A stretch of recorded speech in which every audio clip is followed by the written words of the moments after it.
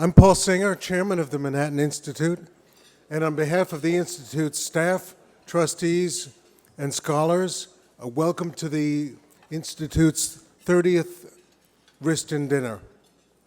Here we are in this beautiful ballroom in this great city, just 2 weeks away from a pivotal moment in America and the world's history.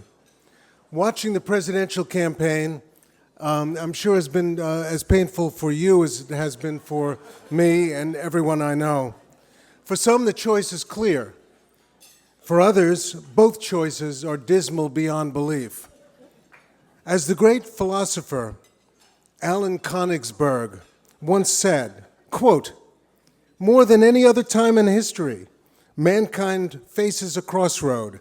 One path leads to despair and utter hopelessness, the other to total extinction. Let us pray that we have the wisdom to choose correctly." You may know Mr. Königsberg as Woody Allen. Or as another philosopher and poet, Robert Zimmerman, said, "A hard rains are gonna fall." Whatever happens on November 8th and afterward, I promise you this: the Manhattan Institute, an outpost of sense and sobriety, will be there. In the face of whatever magical mystery tour the next president will take us on, none of us has to give up our core beliefs and our hopes for America's future. While we feel and could feel forced to make an election or a reluctant decision on Election Day, the Manhattan Institute is not in the same position. We're outside of the Beltway for a reason. We're beholden only to the principles of the mission, to create an environment which provides opportunity for all. And there's no better group of men or women to do that job than the people here at the Manhattan Institute. Tonight, Professor Roberts will ask us a provocative question.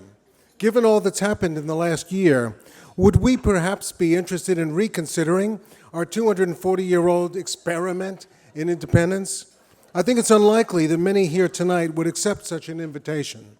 After all, we're proud to have started the whole exit trend. That said, anyone who has watched the presidential debates may want to hear him out. Professor Roberts studied modern history at Cambridge, from which he graduated with honors and now is an honorary senior scholar and a doctor of philosophy.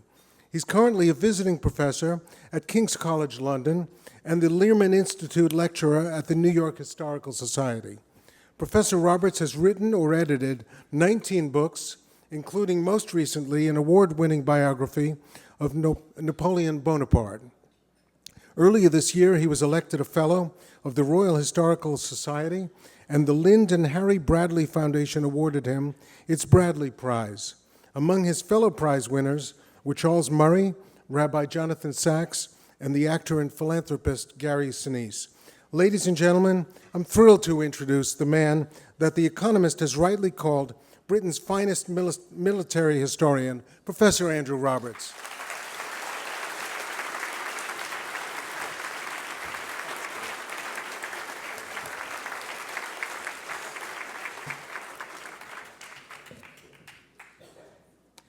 Ladies and gentlemen, it's a great honor to be invited to address you this evening, and thank you very much indeed, Paul, for those kind words.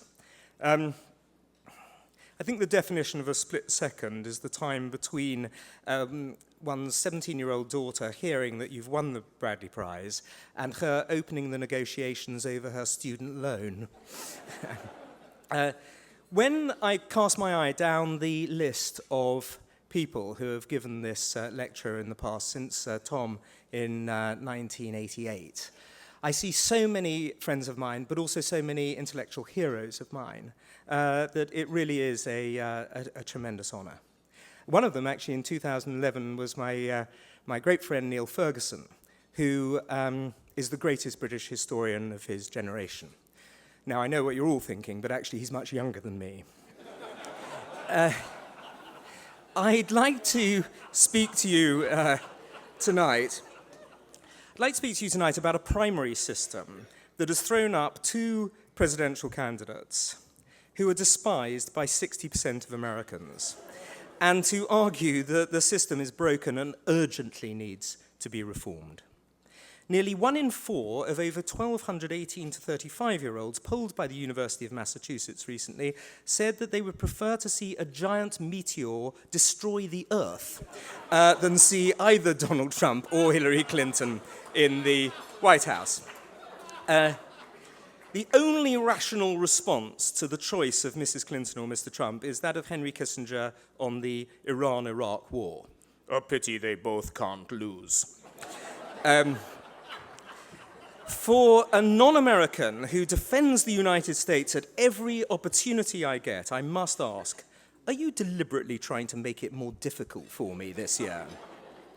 Senator Roman Haruska of Nebraska, speaking in support of the Supreme Court nomination of Judge Harold Carswell in 1970, famously said, even if he were mediocre, there are a lot of mediocre judges and people and lawyers. They're entitled to a little representation, aren't they?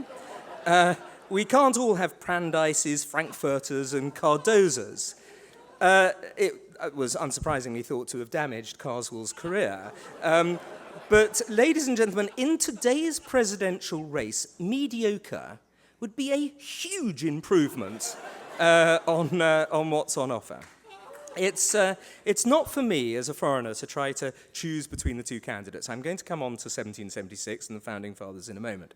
But one of their contemporaries, Samuel Johnson, made the remark, "Sir, there is no settling the point of presidency between a louse and a flea." For all the undoubted genius of your Constitution, in the year 2016, it is no longer sustainable for Americans to say that they have the best democratic system in the world. There have been plenty of different types of democracy, the Athenian agora model of direct participation, the Westminster-based constitutional monarchy, Swiss referendum and cantonal model, Indian mass democracy, and so on. But it is impossible anymore to suggest that the finest one is that which has thrown up Hillary Clinton and Donald Trump as the final choice out of 320 million Americans. It might be all right. It might be all right, ladies and gentlemen, were this election taking place in a vacuum. But at a time when Chinese GDP is overtaking America's, we're engaged in a vital ideological struggle over which political system delivers the best results for people. The state corporatism of the Beijing model, where there's no free speech and no democracy, or the democratic model of the West, whose leading democracy today presents its people with a choice between a preposterous, petulant monster of self-regard.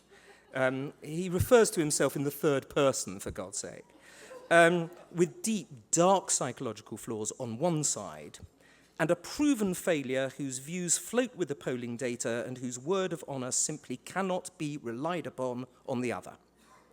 At a time when the latest World Economic Forum report tells us that for the first time in history, dictatorships are more trusted by their peoples to deliver what their leaders offer than our democracies, the American model of democracy is losing its moral momentum. And this rancid presidential election has made the situation far worse. Now, I'm not for a moment suggesting that democracy is under threat in America. President Obama stated that this election is a ballot of democracy, which serves to remind us yet again that for a former editor of the Harvard Law Review, he is occasionally given to saying quite the most extraordinarily stupid things. With your Constitution, Bill of Rights, media, First Amendment, Congress, separation of powers quite apart from the sublime instincts of the American people, democracy is under no threat whatsoever here, for all your president's absurd hyperbole. But the concept of democratic values as worthy aspirations for modern society certainly is under serious threat globally from a totalitarian state capitalist model that is dangerously attractive in what it is producing for its populations, while American democracy is meanwhile offering its people a choice between a crook and a clown. If you ask people walking down the street, down the street there, whether or not they want Donald Trump or Hillary Clinton, almost everybody asks for a better choice. Actually, that's probably a bad representation, owing to the fact it's Fifth Avenue and has Trump Tower and also some of the last redoubt of Hillaryism lives there as well. So please ignore that. I'm talking about the ordinary Main Street of America.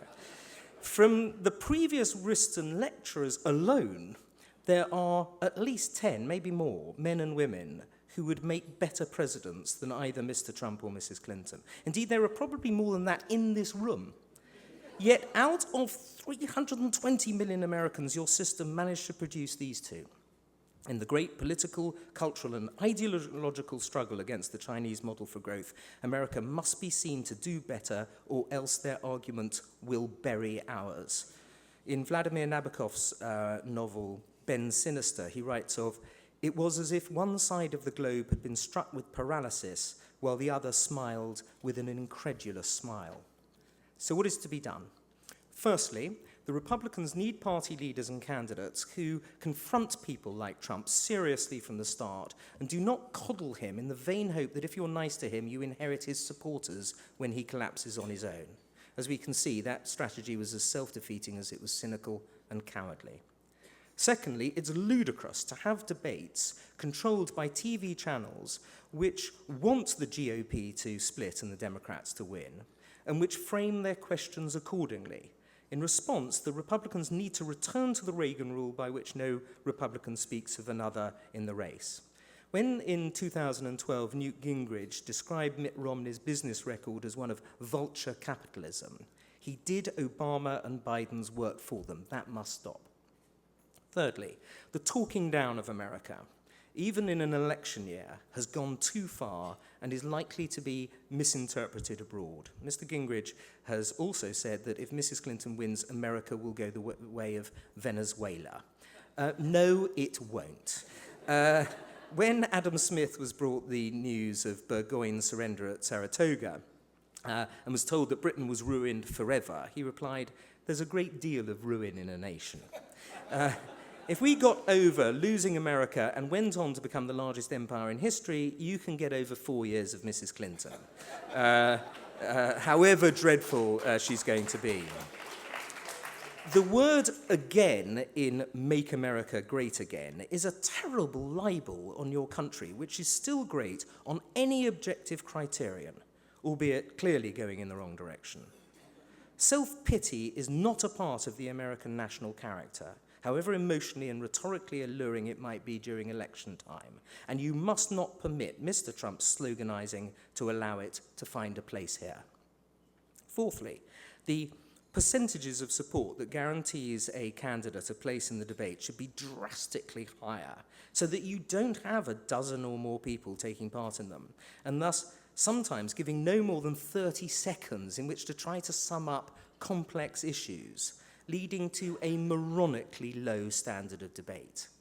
If Abraham Lincoln and Stephen Douglas were forced to debate each other in a minute or 30-second bursts, answering politically loaded questions from CNN and ABC and CBS intended to embarrass and humiliate them, you probably wouldn't have got much better outcome.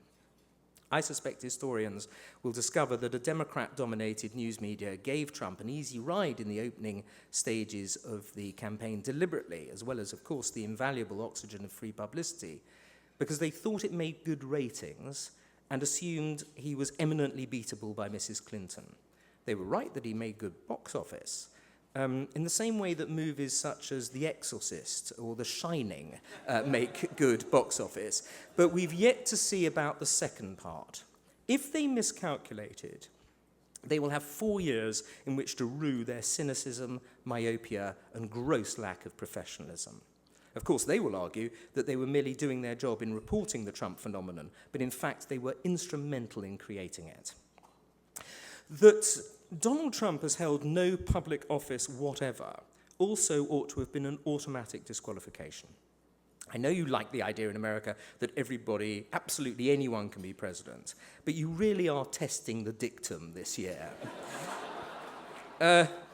You've had plenty of presidential candidates who've not previously held elected office, including William Howard Taft, Woodrow Wilson, Herbert Hoover, Wendell Willkie, and Dwight D. Eisenhower. But they all held high offices or served their country outside politics.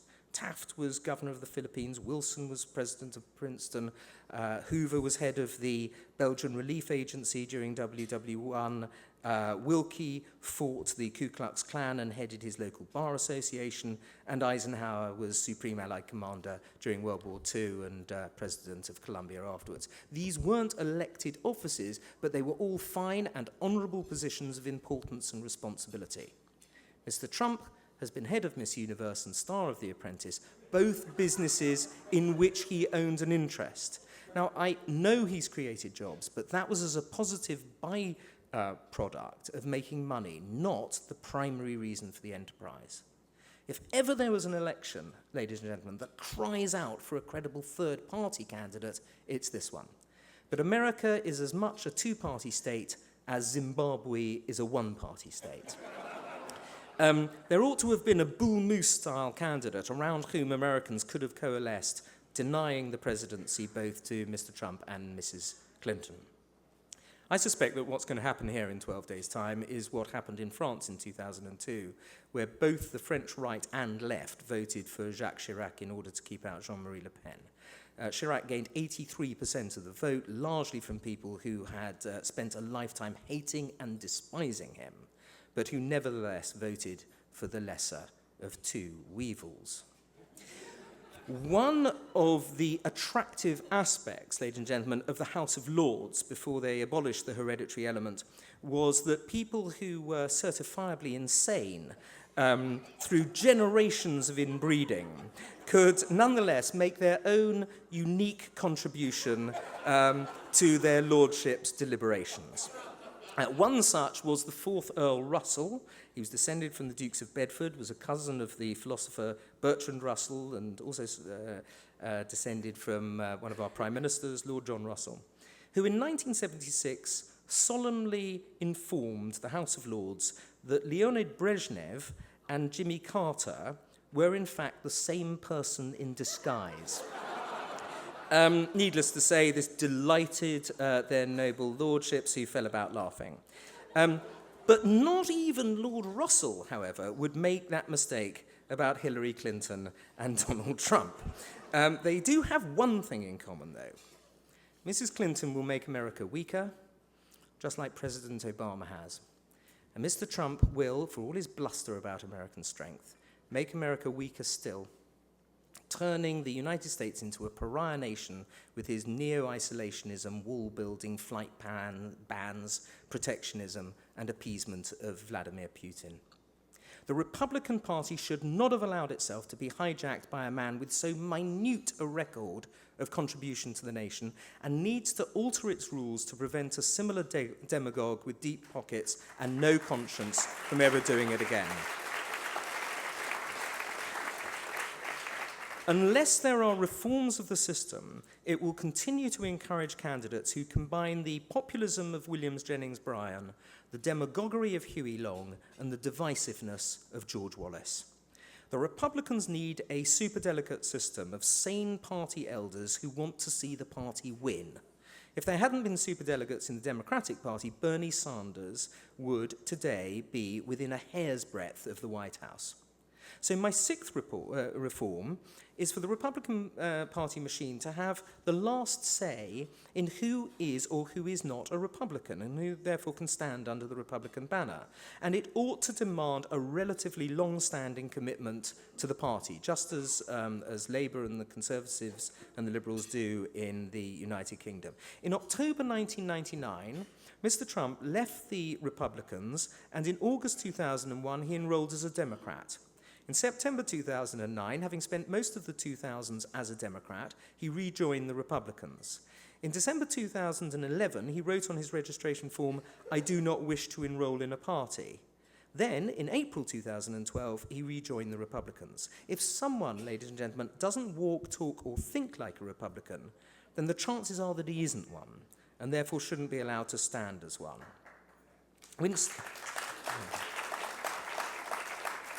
Winston Churchill, after crossing the floor of the House of Commons for the second time, joked that anyone can rat, but it takes a certain amount of ingenuity to re-rat.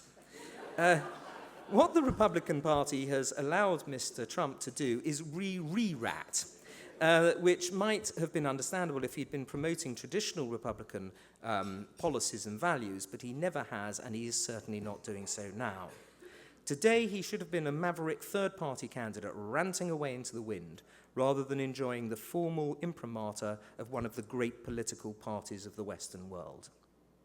Should Trump lose, the Republicans must not waste time recriminating about the lack of support the party gave him.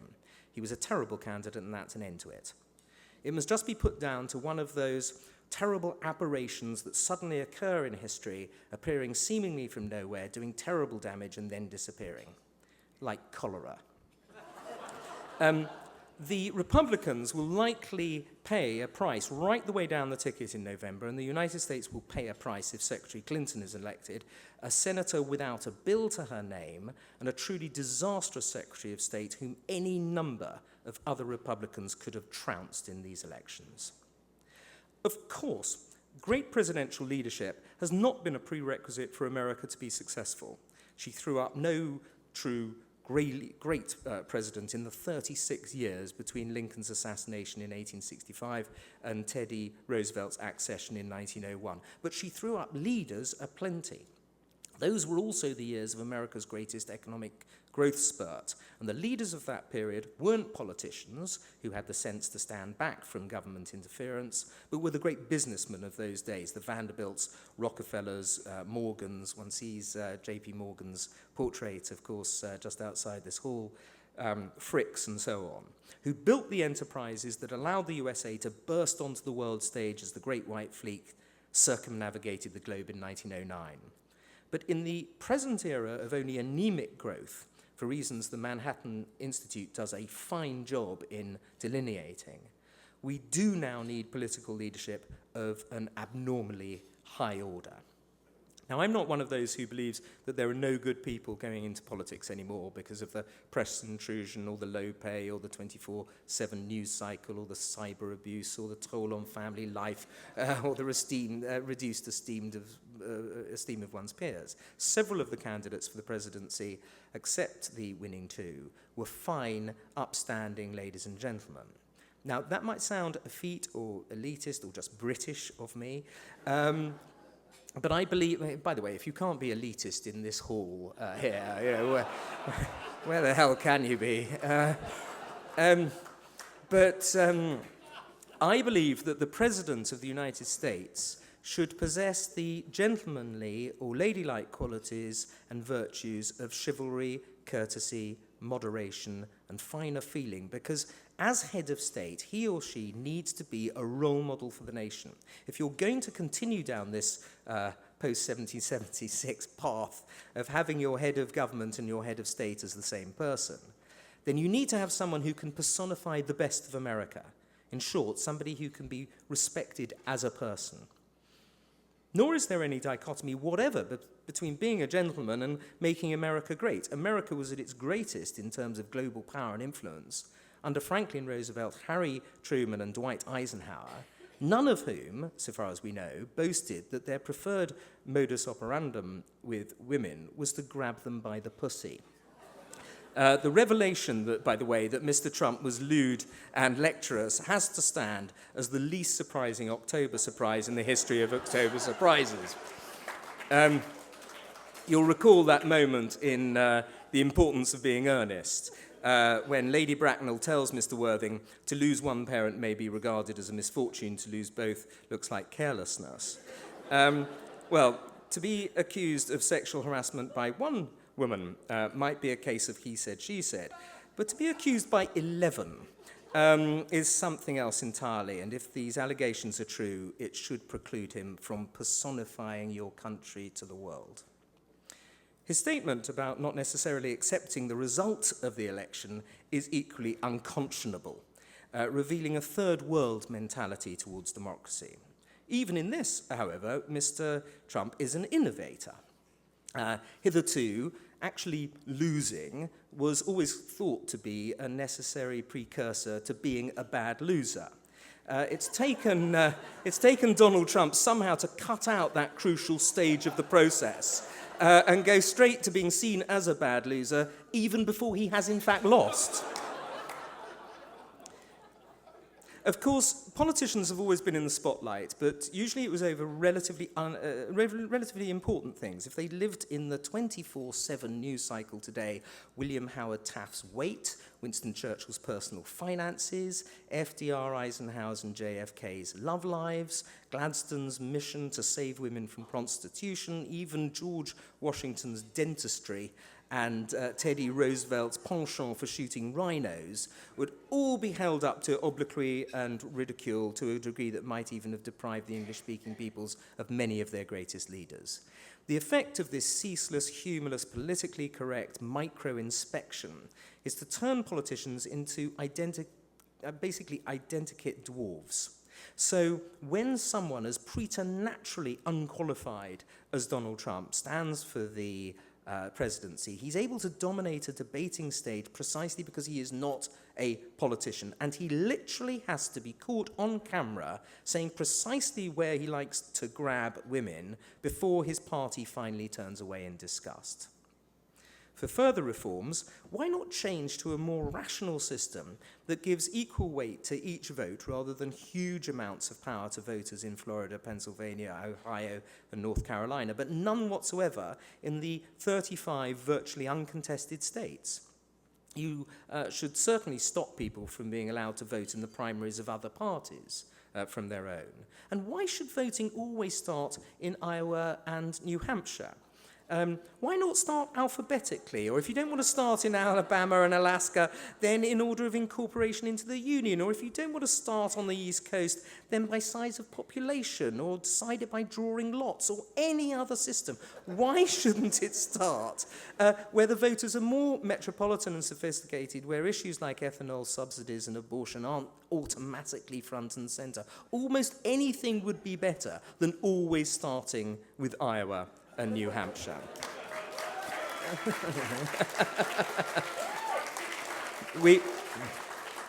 I'm glad to see we've got some Iowans and New Hampshire in the audience this evening.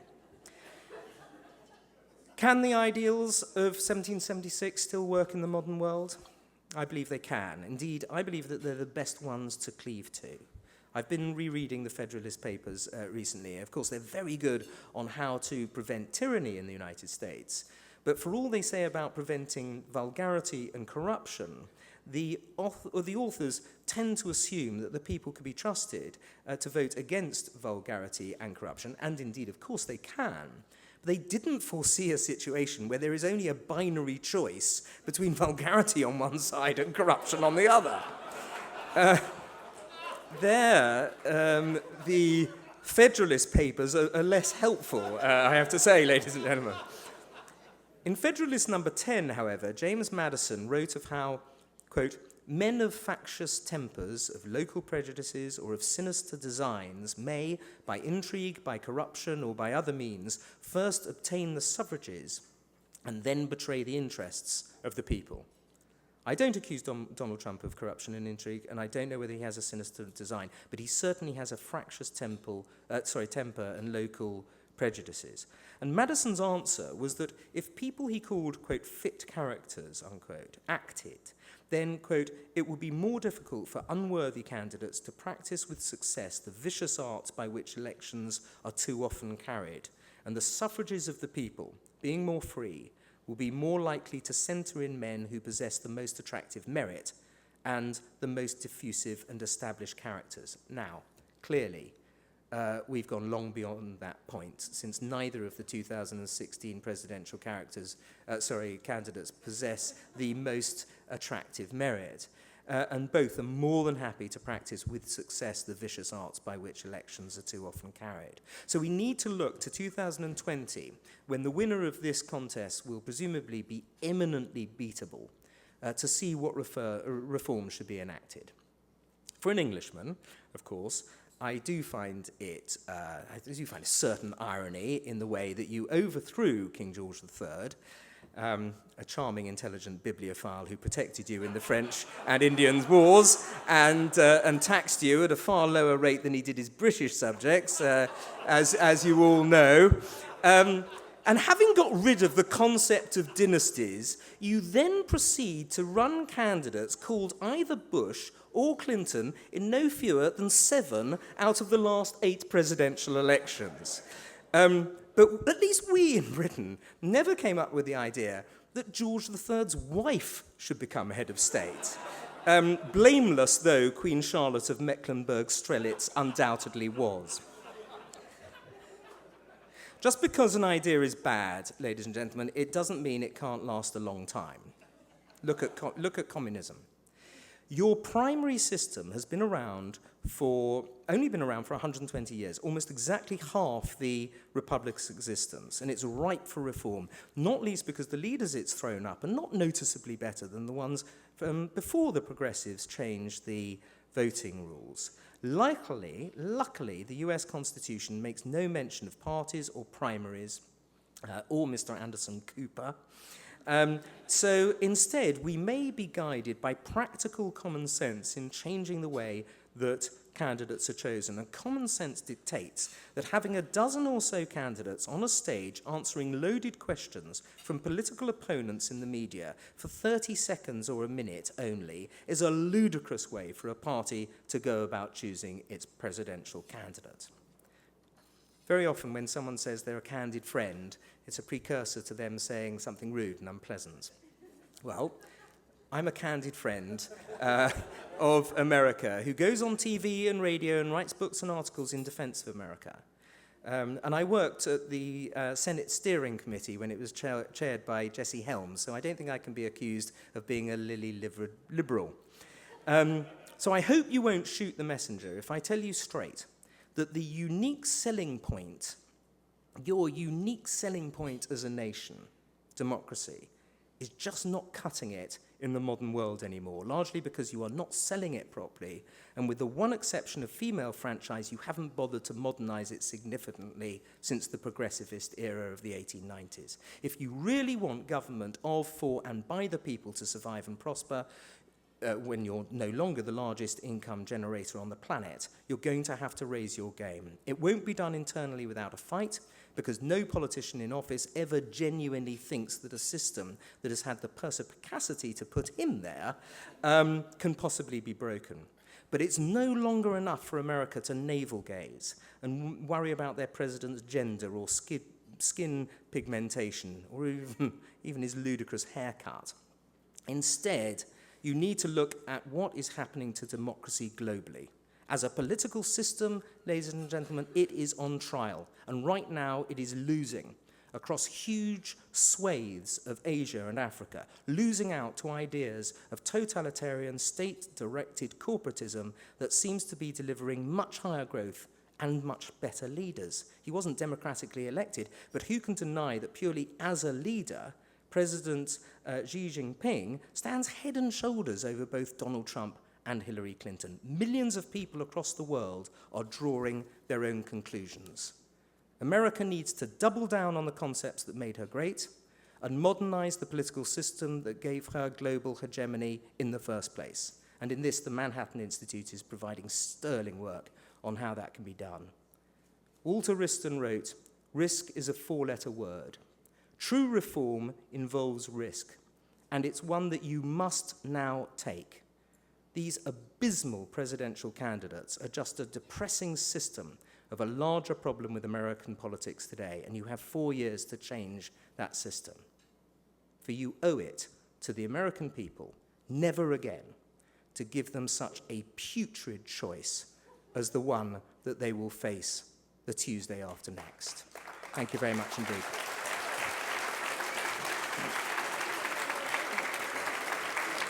Thank you. Thank you. Thank you. Thank you. Thank you very much indeed.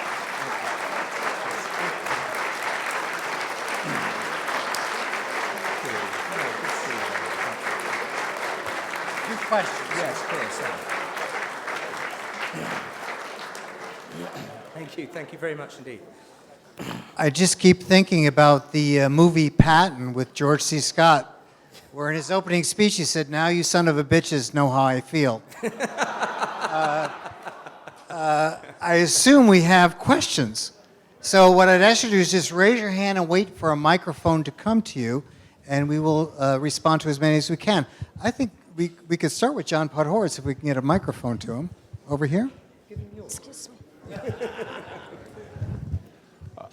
Andrew, as a stout Tory, perhaps you can give us some wisdom on the conditions that led to, in the 1990s, the sort of series of scandals that dragged your party very low and very low in the estimation of your nation and out of power for more than a decade, and how from that extremely low point it managed somehow to drag itself out of the muck and back into power. That's a very good question, John, and thank you for calling me a stout Tory. I have been trying to lose weight recently. That's just one of those things. I remember those days tremendously well because I was very much a sort of hardline Thatcherite Tory. I still am today. Margaret Thatcher appointed me to take her place on the Margaret Thatcher Archive Trust, and you know, she is my political heroine. And it was the people who betrayed her, who brought her down, who destroyed her, forced her to resign on the 22nd of November 1990, people we called the November criminals, who then ran the party for the next 5 years until the election where John Major actually lost by the greatest margin since the Duke of Wellington. And then after that, of course, we had Tony Blair in power for the next, well, over 13 years. So the way that we did it, that we came back, was, and we didn't come back in a majority government until 2015. You know, so we were out for a political generation when the Conservative Party decided to defenestrate Margaret Thatcher, the lady who had won 3 general elections in a row. The way we did it was to, in my view, the thing that did it was to stick to proper Conservative principles, to reintroduce them.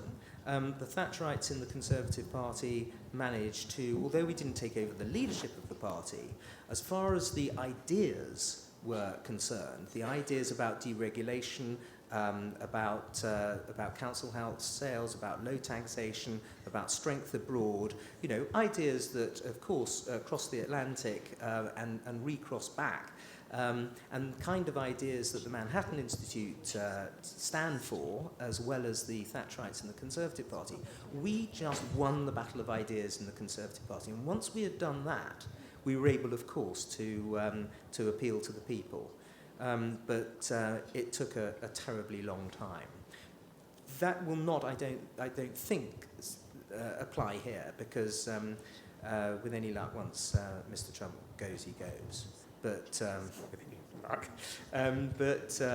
it is a long and painful process. But the good news is that it is won by debate, by argument, by intellect, which is one of the reasons why people should be reading commentary, because commentary will be in the forefront of this kind of battle with any luck. Other questions? Looking? I'm going to get a Brexit question, aren't I? Mark, Looking I see forward Mark, to it, needless to Mark say. Cunningham. Can we get a microphone to Mark? We'll pass over the fact that Douglas won the Lincoln-Douglas debates. And I won't ask the gentleman to say who he would have voted for in the election of 1860. But I do wonder, in his defense of seemingly, quote-unquote, rational rules for political parties and tossing away political traditions, what would he say would be a lesson from Disraeli for the Republicans now? Lessons from Disraeli. Gosh, I thought you were going to ask me about Mrs. May. No, sorry about that.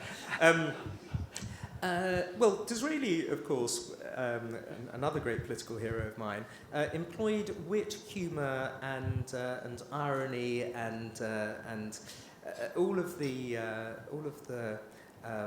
attractive rhetorical devices that can bring people over. I see none of that in modern American politics, or at least in this 2016 electoral cycle. I wonder whether or not the leaders, the candidates, aren't woefully underestimating the intelligence of the American people. Maybe if you were to try to speak to them on a more elevated level in the way that Disraeli did, you would find people would be more attracted to politics. They wouldn't turn their back on the system. That they would actually. I know it's a 1 in 5 chance. But it would be so worthwhile just trying to see whether or not those 127 million Americans who didn't vote could be drawn back into a positive cycle by having a more intellectual debate. Fingers crossed. That's certainly what Disraeli would have done. Gentleman at the back there. Thank you. Putting aside the personalities involved in the election, I'm wondering if there's anything that you might see in common in the context of the public either looking at Trump versus what the public was looking at in the UK in voting for Brexit. Yes, that's a very good question. I've been asked this a lot because I think it speaks to a profound misunderstanding about why we won the Brexit campaign, why 17,410,782 people voted for us, the largest amount of people who's ever voted in the United Kingdom for anything, by the way. And again, this is put down to racism and immigration issues. Ladies and gentlemen, I promise you, there are not 17,410,782 racists in Britain. There are, nevertheless, many millions who believe that a nation has the right to control its own borders, and in fact you cannot be considered a nation until and unless you do control your own borders. And so when we won this extraordinary victory, we won by 51.86% of the vote. It was a narrow victory, but it required an awful lot of, like every referendum does, of people coming together from various different aspects and angles. But the one that, and I was present with Robert Augustinelli there on the day that on the evening that we won, a truly extraordinary historical moment. But people didn't vote primarily because of immigration. They voted primarily because they answered the question that was on the ballot box, on the ballot paper, which was about sovereignty. It was about whether or not we were going to have foreign judges decide our laws ultimately. It was about whether or not we were going to go back to being an independent country like we were before we entered the European Union in 1973, and to have ultimate control over our own destiny. That was the reason that we won. Not because of any of the fairly loathsome criterion that the Remainers like to try to pin on us. Okay, Hank, why don't you take this microphone here?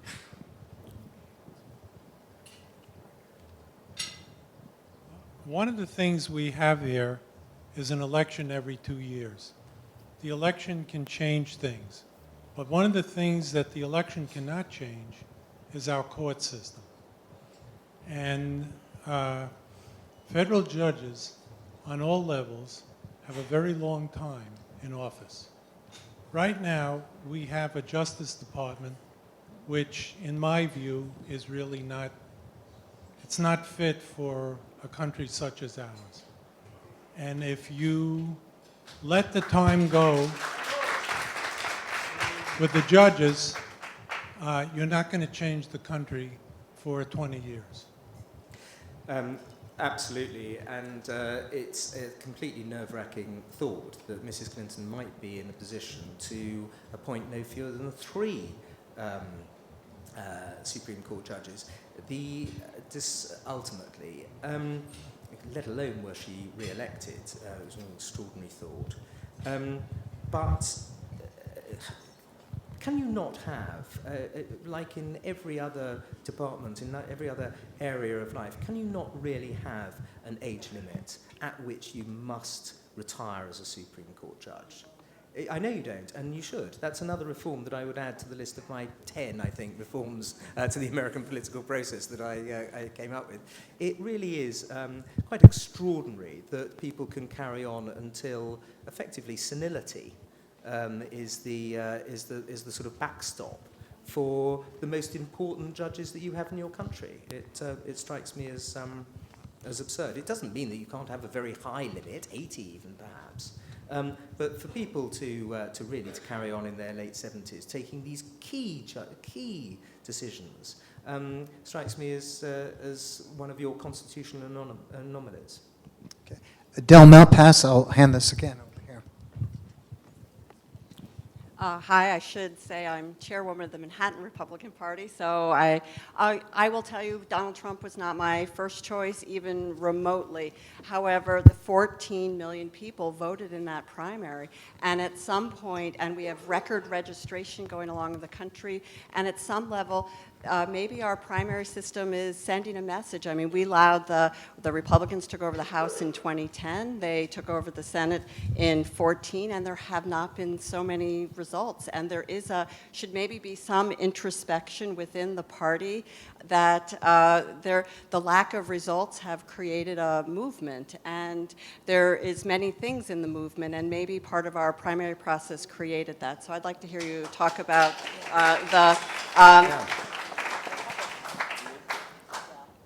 I'm so pleased you're so optimistic. Right, okay, well, we'll see whether or not he treads the path. Do you therefore think that it's a process that is so perfect that it doesn't need reform? You presumably aren't going to go down that route. Good.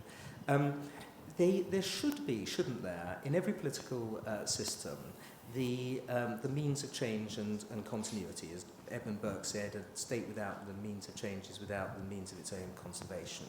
And now seems to me to be the ideal time to look at this, to look at the primary system, which, as I say, has been around since the 1890s, that seems like it's the most democratic system there is.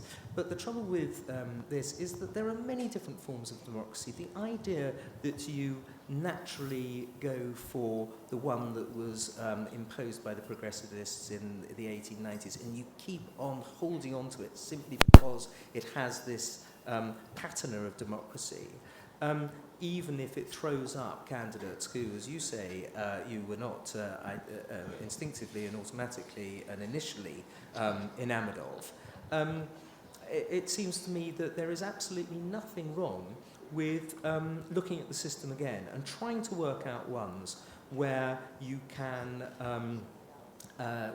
win. We saw in today's Wall Street Journal a brilliant article by Dan Henninger about how important it is to keep the Senate. Not least because if we don't, then the problems that this gentleman brought up are going to be manifested with the Supreme Court. With the whole concept of America in so many areas is all bound up with regeneration, constant regeneration. That's why you're able to get over the Wall Street crash and the Great Depression and the rest of it. That's why you're a vibrant people. Why, therefore, should you be stuck in the past when it comes to your political system? It makes no sense to me whatsoever. Ladies and gentlemen, thank you very much indeed. Great.